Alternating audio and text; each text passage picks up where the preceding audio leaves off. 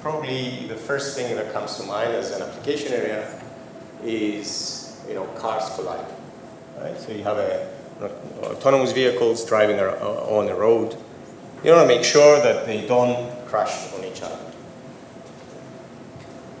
But there's many other application areas beyond that, and we'll come to some of those in a bit.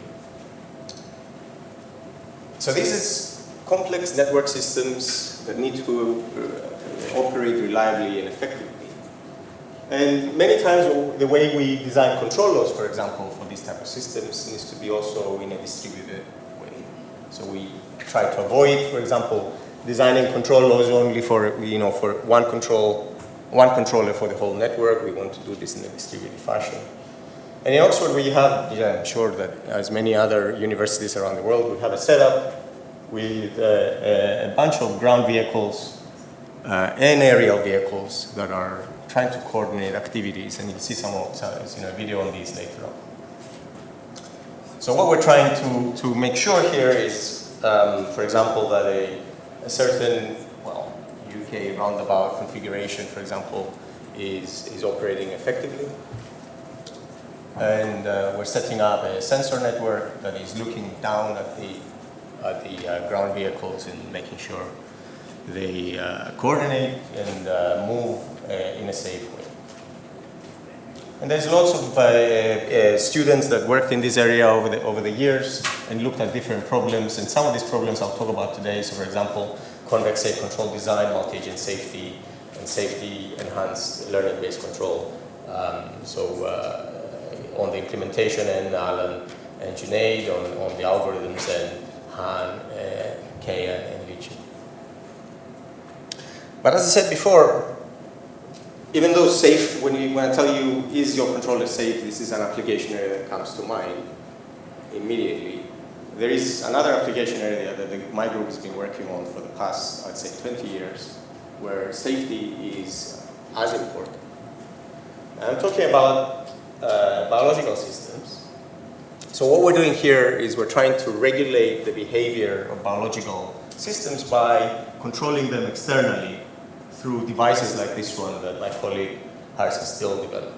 So what's going on here is that the biology, the bit that we're scared about, we don't touch, goes in a test tube far away from the hardware, which I think things we can happily code and get things to work. Okay? And what you see here is a setup whereby the control people write the algorithms in the hardware, on the computers, and the biologists do all the biology so that, for example, if green light shines on these, then the cells emit something that I can measure and quantify. Okay. And with this setup, with the external control, what I can do, for example, is get the cells to do things that they wouldn't normally do. So track a set point. So I tell them, track this set point, and of course, I measure how they're doing. I then control the input, and then go around the loop, this loop, to track a particular set point. And you can do this for whole cellular behavior. You can even do this nowadays, one cell at a time. Okay? Look down at one cell, look at what it's doing, shine something locally, get the response, and decide what to do next. Why would you want to do that? Why would you want to drive this fate of a population of cells in one direction versus another to do something that they wouldn't normally do? Well, because this is how we discover new ways. We want to evolve. We want to directly evolve populations to do things that they wouldn't normally do.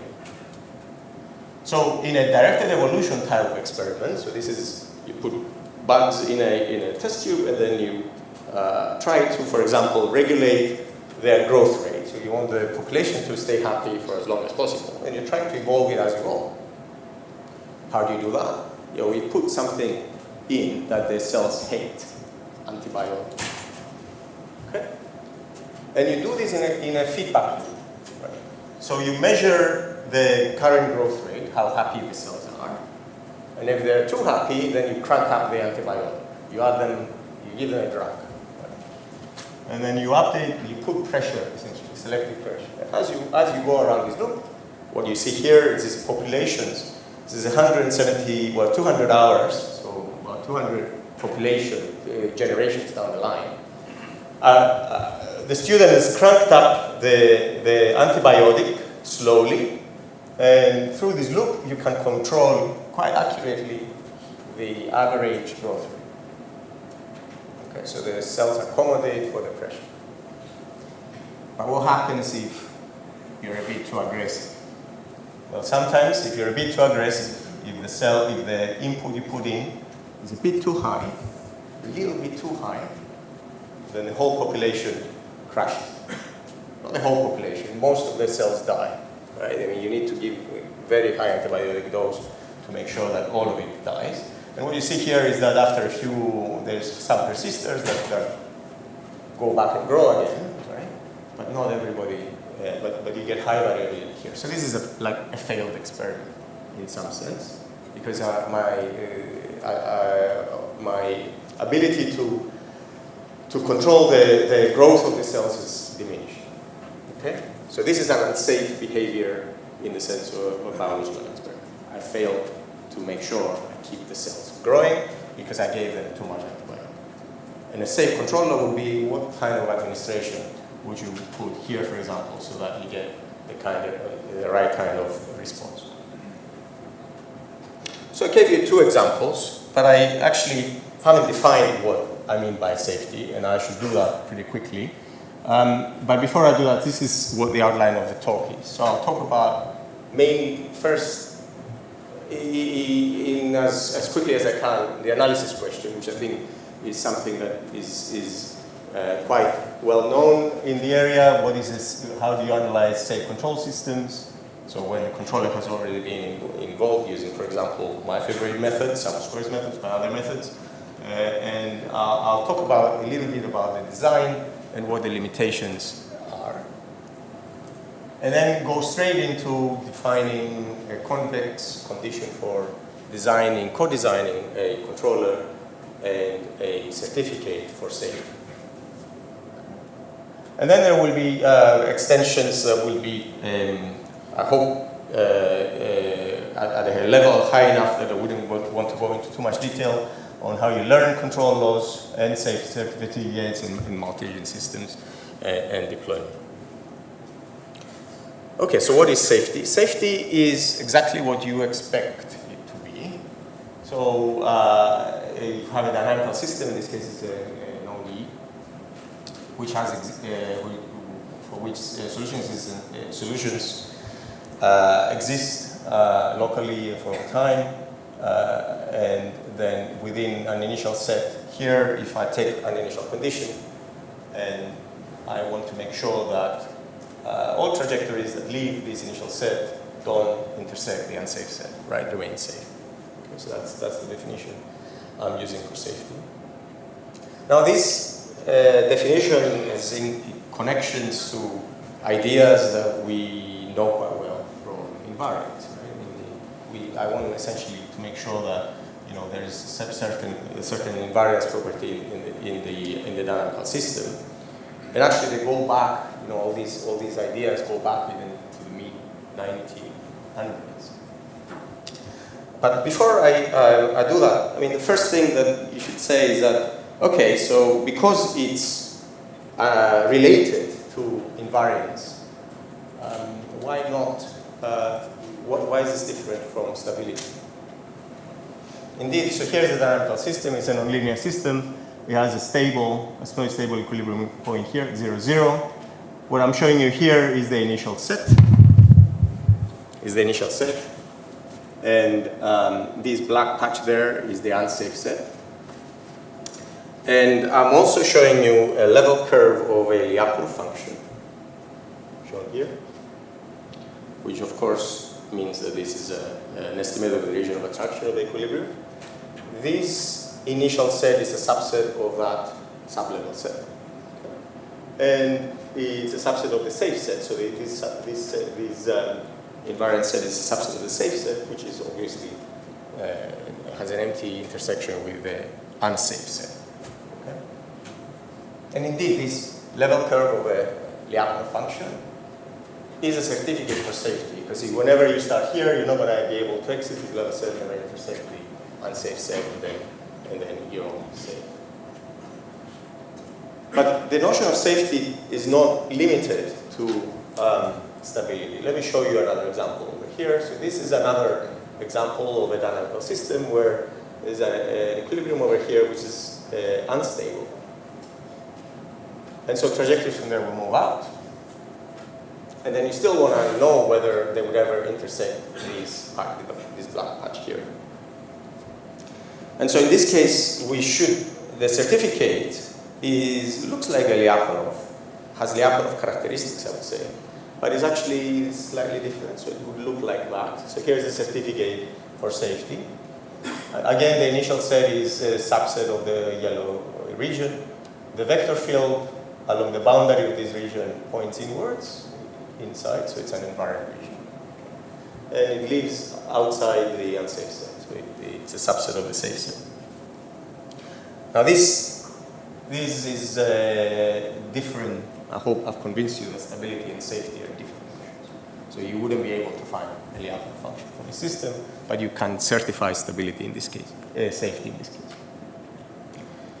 Well, how do you do that? Well, there's results, as I said, from the mid-90s, 1900s, talking about invariance, and lots of colleagues in the community have worked in this area as well.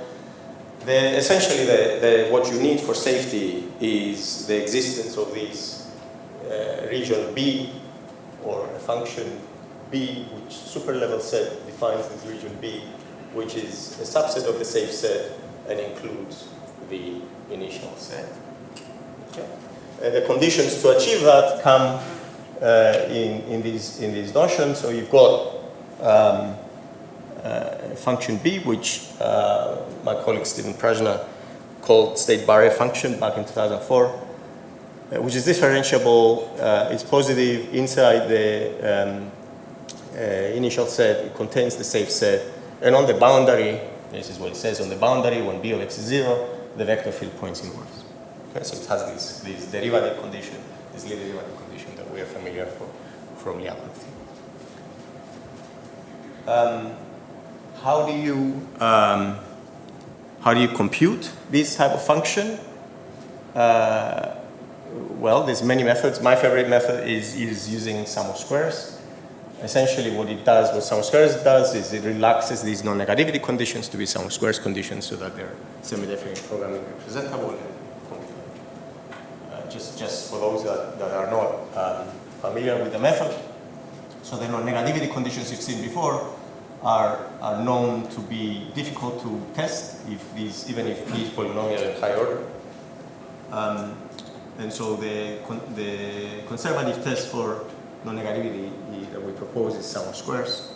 Sum of squares is worst case polynomial time complex because it is a semi-definite program. Okay?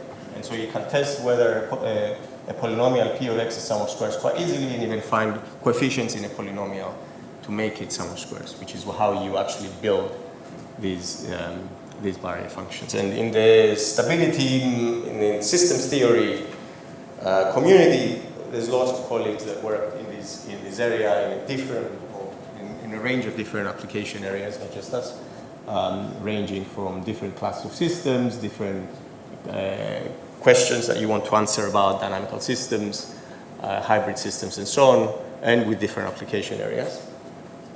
In particular, for the analysis of safe control laws, we've worked with a couple of companies before. I should say that before that this is exactly how I managed to compute these. Is just solve a very simple semi-definite program. But this is, of course, something I can show you on the phase plane, which is in 2 dimensions. But you can still do this in higher dimensions, not too high. Don't get too excited. About 10, 15, I think is reasonable these days. What I'm showing you here is examples from early on. So the system on the left, it was a problem that was given to us by Honeywell. It has to do with a life support system for astronauts in space. So what you have is 2 beds, and they're regenerating gases so that they sustain the life of the astronauts. And so the model for these was hybrid automatons. So here, each of these modes was a 10-dimensional nonlinear system of, I think it was cubic vector field. And then the controller had already been designed. It was an MPC controller. And the question was, do you remain safe within regions within uncertainties and so on? And so we constructed a barrier function for this system.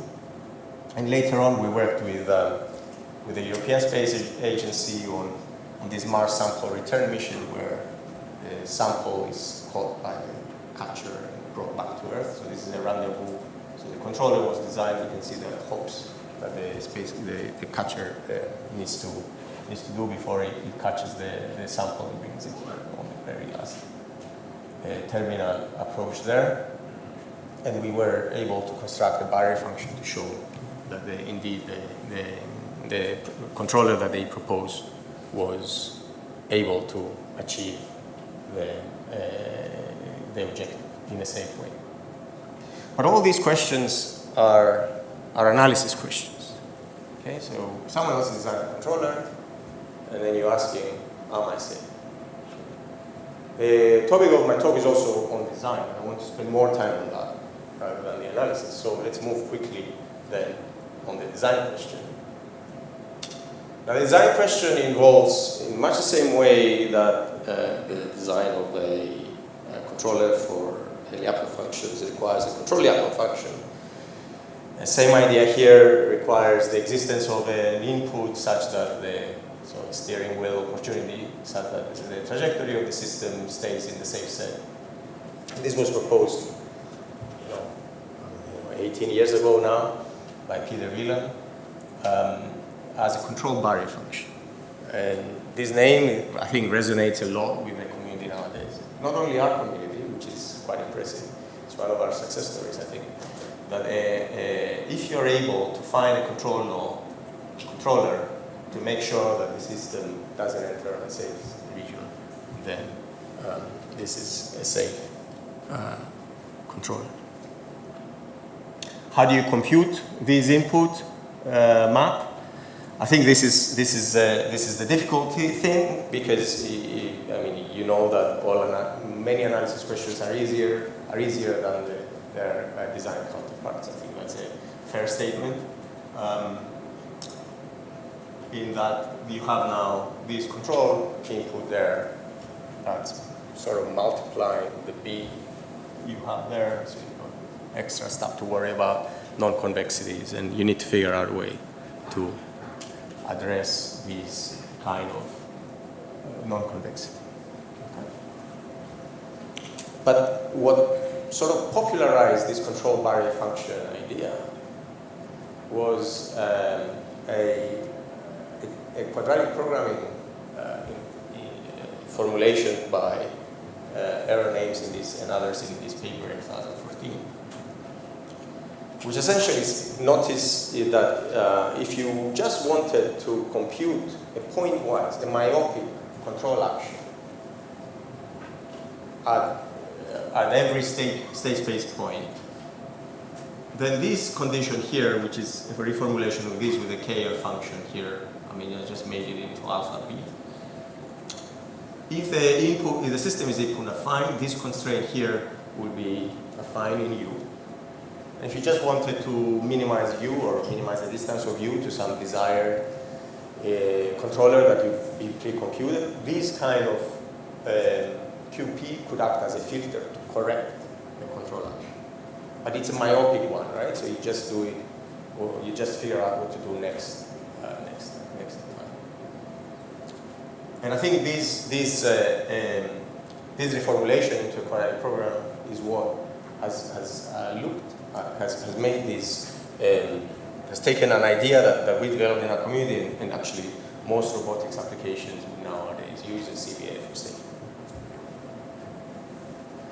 Now, how do you fix the B? Because you have to fix the B in this case, otherwise you don't get this quadratic programming. Well, in order to fix the B, you need to pick the function. And the function that's typically chosen is the boundary of the safe set, the black patch, right? So everything else, you're trying to make sure you move away from the black patch. So this is what it is. And because it's myopic, and because of these approaches, it's just one step ahead, it's got issues. no surprises. There's lots of research being done to avoid some of these questions and developments that I'll talk to you about in a bit. But it's expected. I mean, it's too easy to be applicable quite in such a broad way. So what is going on here? Let's take the simplest instance of a linear system, right? A linear system and a safe set. So the safe set is outside the unit disk. And let's just formulate this optimization problem. Right, it's QP, it has a very simple solution. I go ahead and plot what it looks like. So this is the level curves of U. This is blowing up on this direction. So you should expect this might happen because it's a naive kind of formulation. But what this would mean is that, for example, if you had limitations in the controller, you wouldn't be able to implement this in some of these regions. So it's something that to keep in mind. So that's one limitation, that sometimes you end up becoming infeasible. The other limitation is that, and I'll talk to you about a way of doing this in a convex way so that you don't actually run into these problems.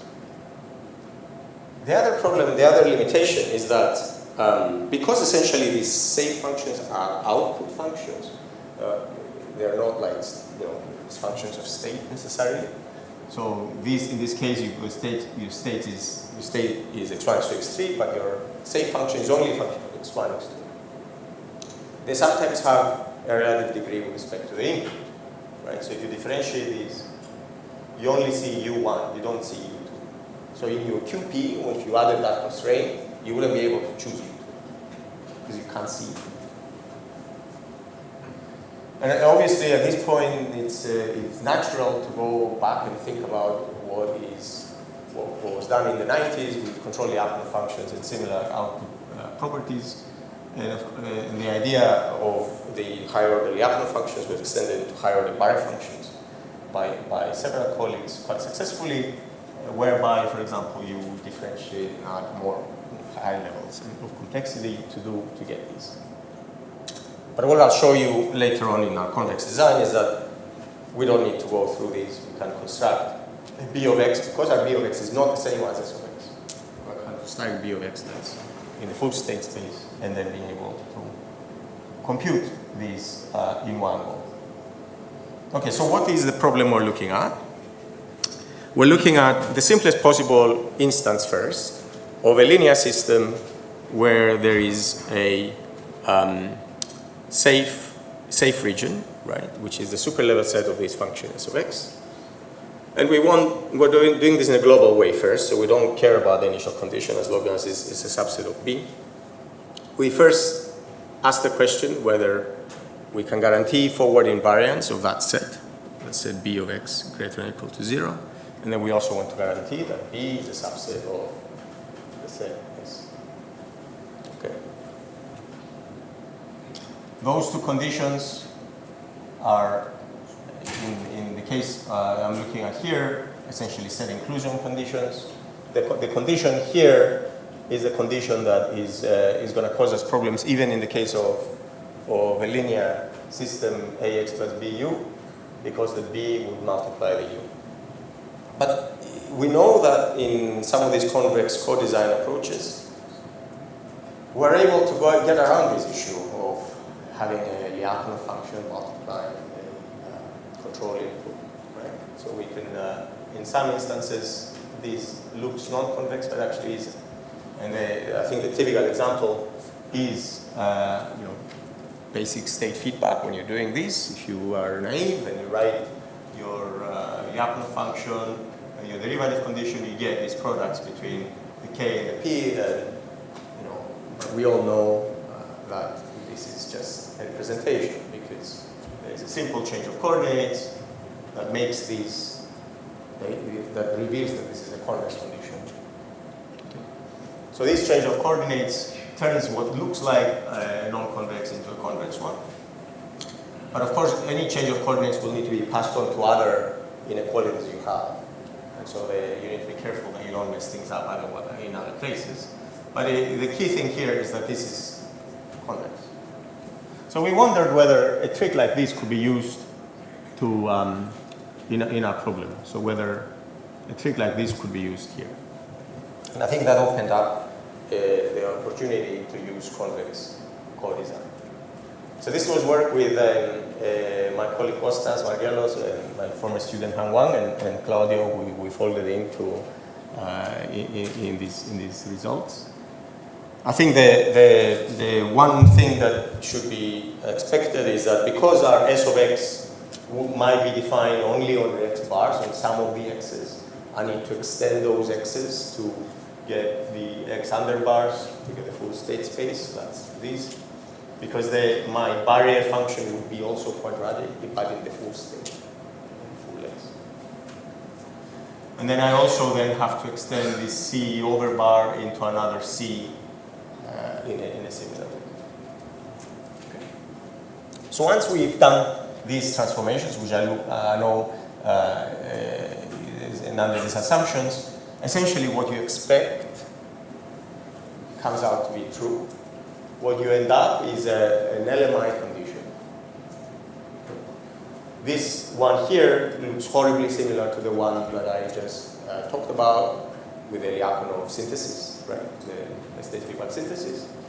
There's some changes that this omega is not positive definite necessarily. It's got a positive definite block, but a negative definite block down here.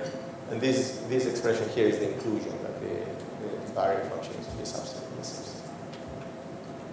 But what this SDP does is it gives you a state feedback control action and a barrier certificate that's not the same as the safe set for safety of the system. And this is actually what I used to use. Just as a linear system, you press the button, you get this picture. Okay. And let me also show you the design for this case, is where the safe set is only a subset. So let me just show this. Oops.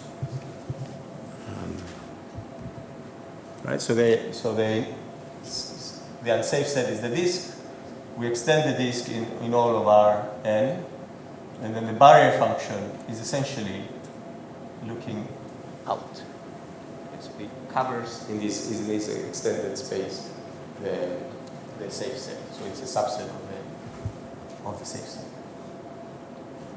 And that's the design, the convex design we propose. And once you have this set of LMIs, then there's all sorts of extensions you can do. You can think about input constraints that can be added quite naturally. Systems with uncertainty, with bounded additive disturbance. You can do local CBF design. So I should say that throughout what I said before, the design was global in that I didn't have an initial set. If you do have an initial set, things become sort of easier because they can be local, but also more complicated because your change of coordinates you're doing in your Lyapunov LMI, you need to pass on to many more other constraints. So you need to be careful that you don't fix one thing while others get messed up. But it works quite well. And then, so this is an example where the initial set is this black dot. This is the unsafe set here. And then this is the invariant set. And what this shows is that the input limitations are also satisfied. This is for a relative degree 2 system. Now, the extension to nonlinear systems has 2 flavors. One is to capitalize on what you've got so far with these LMI representation and use a tool that was developed back in the 90s on state-dependent Riccati equations and representations to be able to do the design, or you iterate. So the first one pushes essentially all the non-convexity, all the choices that you need to make, all the way up to the representation. And if you've seen this before, it takes a nonlinear system, a qualified system of this form, and picks a vector of functions, z of x. In our case, if it's polynomial, it would be a vector of monomials or other things, and create a representation of this form. Right? Once you've done that, everything else is convex, but at this point, you've made a choice. So once you've made this description, then you can pick your control action would be k of x times z of x. the Lyapunov function is z of x transpose p z of x. So everything is on z of x essentially. And then this non-convexity between the p and the k is the same thing as I mentioned before. So you make this transformation, and you get everything to be convex. It becomes a parameterized LMI or a sum of squares matrix, and you can solve it and get your k of x, your y of x, from which you can get your k of x and your controller. And this works quite well. I mean, the theorem, it looks very similar to the one I had before. I'm sorry about the colors; they look different on my computer. But it's a similar expressions as before. It's just that the safe set is represented this way as well. And then examples of, say, platooning, for example. This is nonlinear systems with this representation, one convex design to do the control. And you get a controller that's state defined, right? Not a pointwise controller. You get a function of x. If you just want to iterate, I think that's probably the best thing to go. If you just want the solution, you can just iterate between a barrier function and a controller function. Fix one, solve for the other, fix the other, solve for the first one, and iterate as well. And in this case, you can get quite interesting solutions. For example, for this nonlinear system, this is the initial set. This boundary black shown here is the boundary of b of x. And this is the safe set. And this just shows that the input limitations are satisfied for the two things I showed. Okay. So I spent the best part of my talk telling you about a story that started off with what is safety, how can you analyze control systems that have controllers that have controllers that have been pre-designed. And this is typically the case that someone designs a control law to have stability properties and so on, and then asks the question, is it safe for extreme events, or does it ever visit an unsafe region in the state space? And then I introduced this idea of a barrier function and a control barrier function with inputs, and how you can do design, convex design, by solving a semi-plenary problem. Started off with a linear system. I think the simplest problems first, and then from there you can get confidence and actually try and address more complicated problems like nonlinear systems and so on. But now there's this domain of safe control goes well beyond just a simple design a safe controller. Sometimes you are in the environment that we live nowadays, you may not even know what is safe and what isn't, and you need to explore that. You need to learn as you go regions of state space that are safe and that some of them that aren't. You need to learn those barrier functions for sure, not trust it to be exactly the boundary of these unsafe sets. You also need to achieve certain objectives. And so we started looking at typical RL algorithms and see, in particular, the soft arthoclitic algorithm, and see whether we could add constraints that are learnable constraints on barrier and Lyapunov, control Lyapunov functions for safety and stability, to give safety and stability properties to the algorithm. So typically, as I said before, the way this is happening is people will run experiments, will take data, based on those data, will label safe and unsafe regions, or they will do some kind of supervised learning so as to make sure that you don't become unsafe. And what we started looking at is a way of using information as you go to build these maps of barrier and Lyapunov networks, neural networks, to be able to guarantee these properties as you go. So how do you do that? Well, we need three things, essentially. We need a way of building our barrier network, a certificate for safety, and some idea where unsafe regions are, and something about a Lyapunov network to make sure that we converge to something that is a desirable region, desirable target region. And then obviously, in the case that we don't have a model, we may even have to learn a model on the fly in order to be able to do this. And in this framework with neural networks is all a matter of learning from the information and iterating in an RL function. So you apply an input, you then see what whether you decide the next input to apply. Okay, so we need to build this idea of these barrier functions. And the idea is to essentially label areas that we know are unsafe, or where safety violation will be or will occur, by having a function that essentially is going to be negative in those regions and zero otherwise, and then build this function h, which will account will have this property, which is discounted average of this signal b, which taking this trajectory to make sure that this is a function that we can train a neural network on. So that's how we do the neural barrier certificate and the things. For the Lyapunov certificate, we use the distance to a desired point. So we have a desired point we want to reach, and we keep track of how far we are. We build a map of using again this discounted function of the cost of the C over trajectories, and then we train a neural network to keep track of this Lyapunov neural network for this.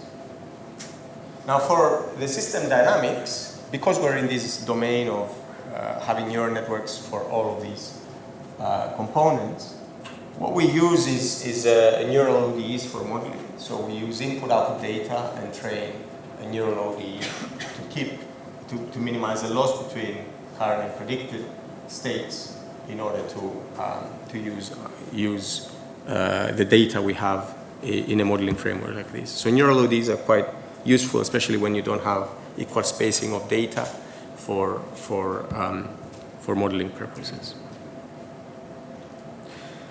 So putting everything together, what you get is a setup where you have, let's just start from here. So you've got an action coming out from your controller.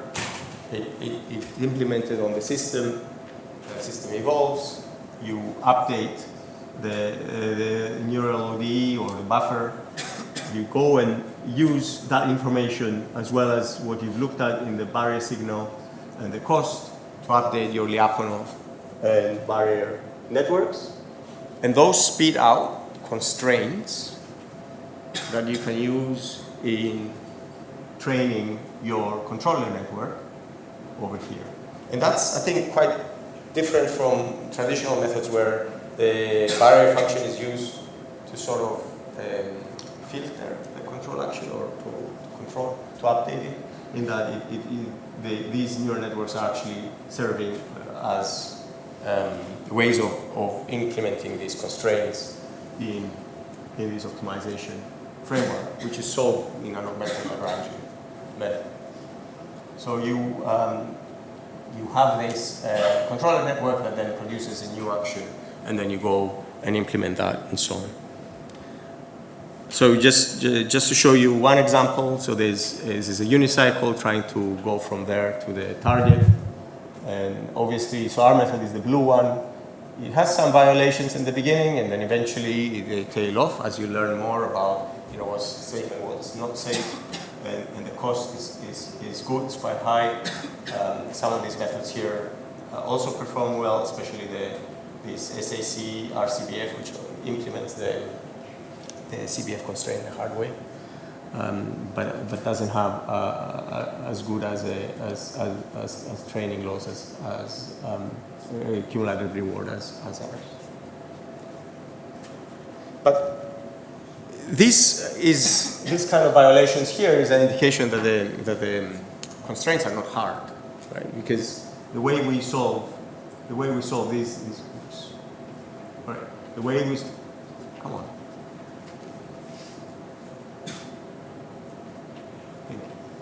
The way we solve this is, as I said before, is using an augmented Lagrangian approach. If you wanted to implement hard constraints on your training, we have a method that uses these differentiable optimization layers in your networks. It was introduced a few years back, whereby you can actually add a layer on your neural network that solves an optimization problem. And this is an idea that's actually picking up quite a lot of interest in our community. So you've got a controller network that will speed out a controller action, and then in a hard way, you pass it through a layer that solves a QP. So it's a differential optimization layer. And then in this case, you have a neural OD dynamics to produce what the next state would be. So in this case, the barrier constraint is hard. It's hard coded here. It has some learnable parameters. So some of these parameters on the KL function can be learned. So it has advantages over just adding a fixed QP to solve over there, over a filter. So in particular, for example, you can have some of these entries over here learnable, these alpha, because they depend. Some of these parameters depend on the previous layer, and as you learn, you can forward and backward. You can adapt those. So in the forward pass, you just solve the optimization problem. In the backward pass, you need to train, right? In that case, you can use KKT, you can differentiate the KKT conditions for the back propagation. So that's the idea of using a QP layer, a differentiable optimization layer in this context, and add these constraints as hard constraints. And just to show you some examples, so if you don't use obviously a CBF at all, you will crash straight through the unsafe region. If you only use it in inference, then you actually never get to the target. If you don't optimize the parameters in these optimization layer, then you may become suboptimal, so in your trajectories. But here's a learn parameter which gives you a safe trajectory from all these initial conditions that guarantees that you stay safe and you have some kind of optimality as you go. And this can be extended in other setups like high order control barrier functions and so on. So probably the last thing I wanted to say is how you do safety for what's safety for multi-agent systems. I started off telling you how we want to use barrier functions or these kind of functions in a distributed control setup. And obviously there you have many agents, each trying to do what they want to do while still remaining safe. And if you think about the setup we have with a number of drones, each one would have a region around its center, let's say, where an exclusion region. And then what you want is, the sum of the difference, the distance between the two positions to be bigger than or equal to the sum of their radii. And then you can have many of these, and then you can have regions rather than just pairwise. But what you end up is a big optimization problem if you went down this QP approach, which would involve lots of barrier functions on each connection, lots of control decision functions that needs to be compatible in some way, right? And solving these then essentially becomes an interesting zero optimization problem of sorts, and solving and for those of you that I can give you the intuition of what the algorithm we went for is, and I'm sure there's many others that we could have decided to do. So let's look at this setup. So you've got, let's say, 2 drones, and they want to make sure that they don't crash on each other. So there's a control barrier function formulation like the one above. Okay, so that's on the same BE, same function on the edge. But each of them can pick different control inputs in order to steer safe. So the naive thing to do is to split things right in the middle and say, okay, so I'm going to do half of it and you're going to do the other half. I think we can all agree that this is almost always never work. And so there needs to be some kind of negotiation or interaction between the agents. Here is one algorithm, so you can pass some kind of slack from one to the other if one of them has a little bit of control authority that the other agent doesn't have. Right? So can I get some of this slack from you, and I'll give you some of that, so that when we combine, those cancel. So if you sum them up, those terms will cancel, but then one would be able to solve what the other one wouldn't. That still has some issues with infeasibility, and obviously if these lambdas are fixed, that's not a good idea. I mean, you want to adapt them as you go. Okay. So I think you know where I'm getting at. So eventually the algorithm is a primal dual algorithm that adapts the lambdas based on the dual variables and adds extra complexity to ensure that these zeros are not zeros. So in particular, the full optimization problem, before I had a 0 there, now I'm adding a small positive variable that I'm reducing to 0 by penalizing it. So that helps with feasibility as I go, because you want to be feasible as you execute. You don't want the crash getting feasibility as you execute. And then there's more variables to help with convergence speed. So all the details are in this paper with Costas Stefan. But these now can be distributed in this way with these slack variables, and the optimization problem, the algorithm is more or less what you'd expect. So you have so you receive the lambdas from your neighbors, you solve this optimization problem, out come the dual variables that you send and receive through the other agents, and then you update your lambdas based on those dual variables. Okay. Based on this, there is this is a position swapping simulation. I think one of the challenges that we've addressed in this paper as well, but I don't have time to talk about today, is what happens, for example, if you don't want to wait until it converges, because these algorithms tend to have slow convergence. So then you can use a scenario-based approach to get guarantees for error determination. That there is we get a bound probability of violation of the constraints. Okay, I promised you a video. This is a simple video, but I think the complexity here for anybody that's used these mini drones, the crazy flies, is that they have very limited computational power. That's what they told us. But we managed to actually get some of these algorithms. It's a very simple algorithms, right? So some of the things that we want to do on them is not very difficult. So we managed to get them to run on site. So all the algorithms are running locally, and then communication is done locally. So these 2 drones are going to just change swap positions. And I hope this is not too loud. Well, you can't even hear it. Okay. So that's good. They just, you know how these drones sound, I guess. So they just moved, and now they're landing on their paths. And one of the challenges is, as I said before, that because of all these communication constraints, you get these kind of overshoots that we're looking into to make sure that this happens in a faster way. So I should say that the algorithm that's implemented here is not exactly the same algorithm. It's an algorithm that Alan developed in a paper a year ago. It uses this discrete time control barrier functions rather than continuous time, which is what the paper I mentioned before was doing, and also has a gate array. component, because these, in the full algorithm setup, it also has it needs to track a target. So there's like a goal objective. It needs to follow.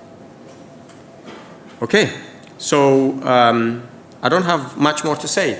I'm used to giving 50-minute talks because back in the UK you start 5 minutes and 2 past and you finish 5 minutes too, so that you can go to the next session. I didn't realize the next session is at 2:10, but so I'll give you some more time to move to the next session. But what I wanted to highlight from my talk are a couple of things. First, the importance of safety, and that is different from stability across application domains. I talked about the convex CBF design.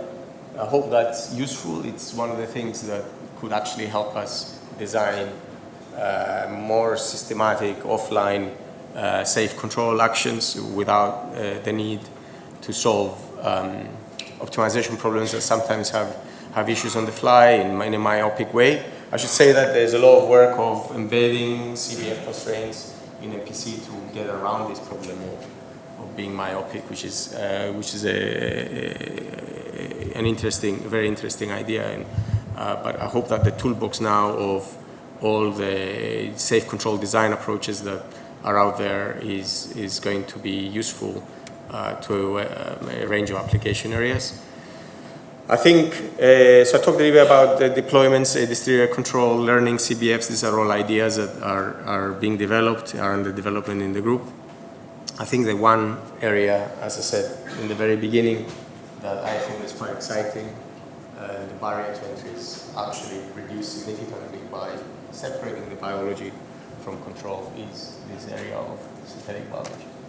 And with that idea, let me just thank, first of all, the funders. They're all biology funders, but they help us do the control work as well, which is great. My group is a bit heterogeneous, which is always good. So people that are underlined are people that I wouldn't let in the biology lab. Let's put it this way. People that are italic are people that would not get as much as you guys out of this presentation, let's put it this way. And people that are upright can do both, which is the impressive thing. And I think more and more we get more students straddling both domains, which is fantastic. So the bold underlined people obviously are people that contributed in this presentation, especially my colleague Kostas and Konstantinos and Claudio from Groningen. And with that, I'd like to thank you again for coming.